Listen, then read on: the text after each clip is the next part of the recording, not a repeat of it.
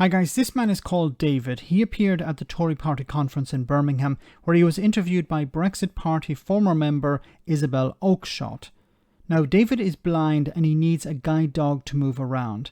Here he complained about how Brexit is making it much more difficult for him to travel. An example he gave was a recent trip to France to attend a funeral. David voted for Brexit and still thinks it's a good idea. Have a listen to this.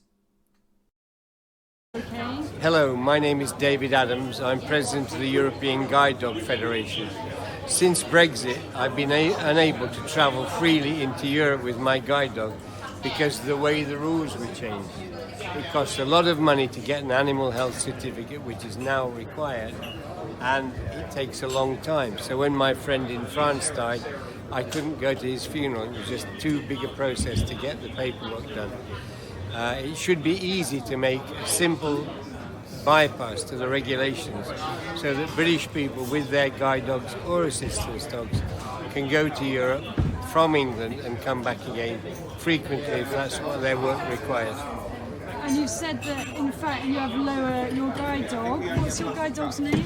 My guide dog here is called Jimbo. I'm totally blind. He looks after me and takes me places. But now I can't take him easily into Europe. And you said that Jimbo now has lower status than a racehorse, is that right? Well, yeah. Since Brexit, they've managed to make special regulations for racehorses, but not for assistance dogs, which I think is diabolical.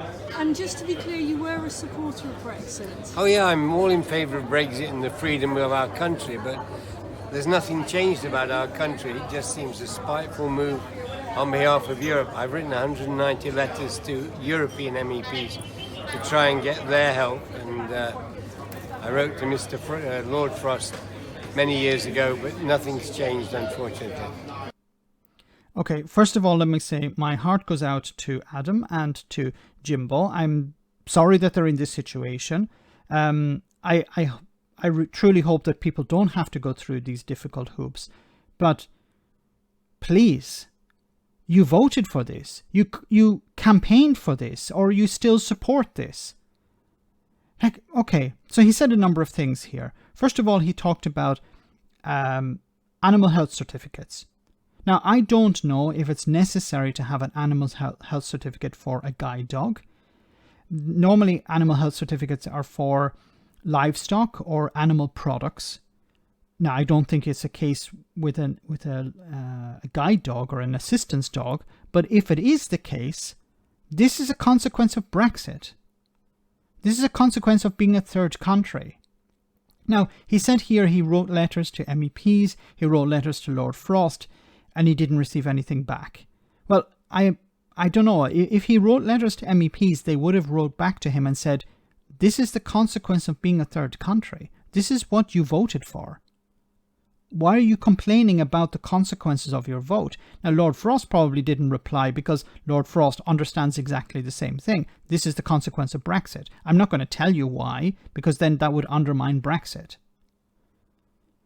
And he says also here that nothing has changed. Yes, what do you think has changed? Brexit has changed everything.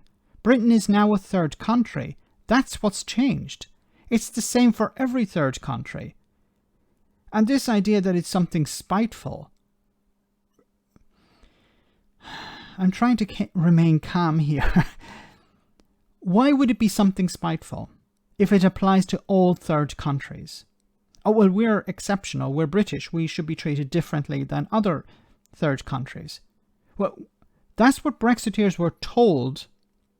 That's what Remainers said back in 2016. If you leave, we'll be treated like every other third country. And Brexiteers said, no, we don't believe that. No, we're going to be treated differently because we're exceptional. And now they're complaining that reality has come into conflict with a Brexit myth. Once again, I'm sorry that he is in this situation. I'm sorry for Jimbo. I'm sorry for Adam. I'm not taking any pleasure out of this. This is what people predicted. This will create problems. Voting to leave the EU, leave the single market and the customs union will create these problems. And now these are the problems. Now, he talked about health certificates. I don't know if that's the case. It could be the case that he's talking here about EC 1107 2006 legislation, which says here under Article 7.2, where use of a recognized assistance animal dog is required, this shall be accompanied provided the notification of the same is made to the air carrier or its agent or the tour operator in accordance with applicable